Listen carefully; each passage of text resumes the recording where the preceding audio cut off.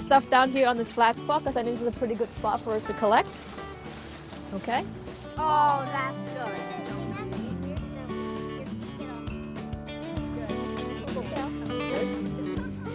Is that like hair?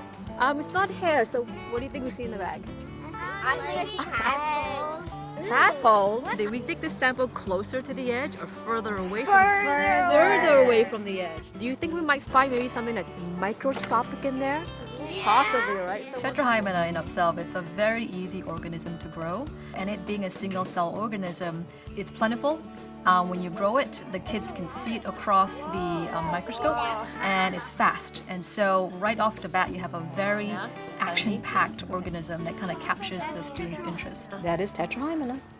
I don't know. I've never seen this before. It's like a tadpole Like mixed baby with an lobsters? insect. Yeah, like Baby lobsters? crayfish or something. All right, don't fall in yet. Just get to the edge. And because it's only a single-cell organism, it's simple, but at the same time has got some nice complex functions to do a very nice lab module. So it's a very versatile organism in that you can do very fairly multifunctional labs. Where did you guys find this? Oh.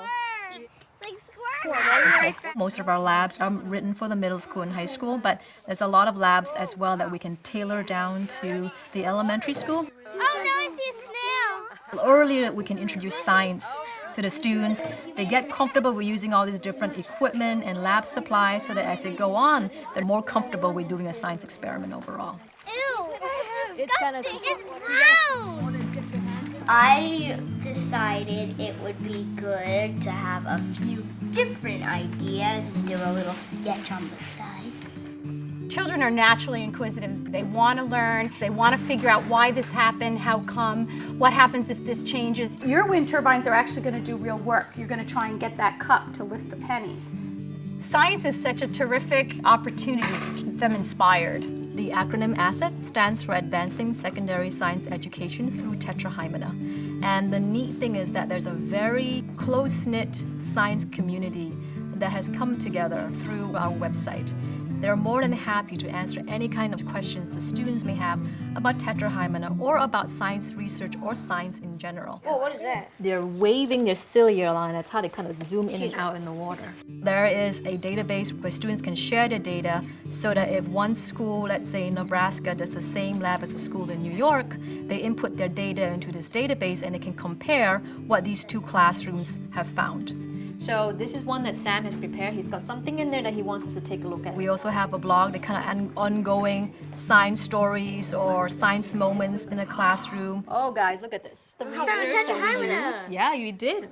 And it's because of the funding that we received from NIH SEPA, we are able to do the work that we do. We come together to build these great lab modules that not only highlights Tetrahymena, but is able to develop these biology concepts to the students.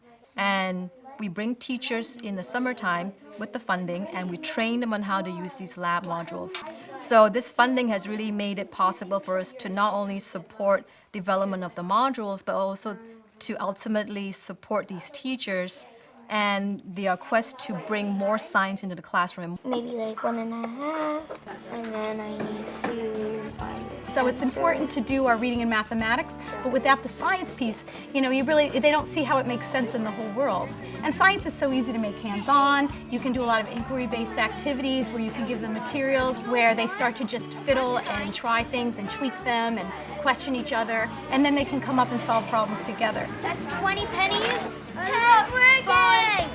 If they don't develop these interests when they're younger, they're not going to become the budding scientists and engineers that we need for the future. And that's what engineers talk about, like what happened with my design? What went wrong, or what could I do to fix it? You want to capture the interests of the students, whether they pick up one bit about Tetrahymena or they just pick up the lab skills. Ultimately, you want them to be comfortable with science, whether they choose science as a profession, whether they choose science to the point that it makes them a more informed consumer. You want to have science be part of their everyday lives. If they don't get those experiences when they're younger, working with rich materials, having lots of hands-on activities, digging their hands in the soil, in the pond, Now we're having fun. they may not ever get fully engaged with the entire idea of exploration. They need to think of themselves as problem solvers and as scientists. So just giving them some tools, giving them a couple of ideas to think about, and they take off.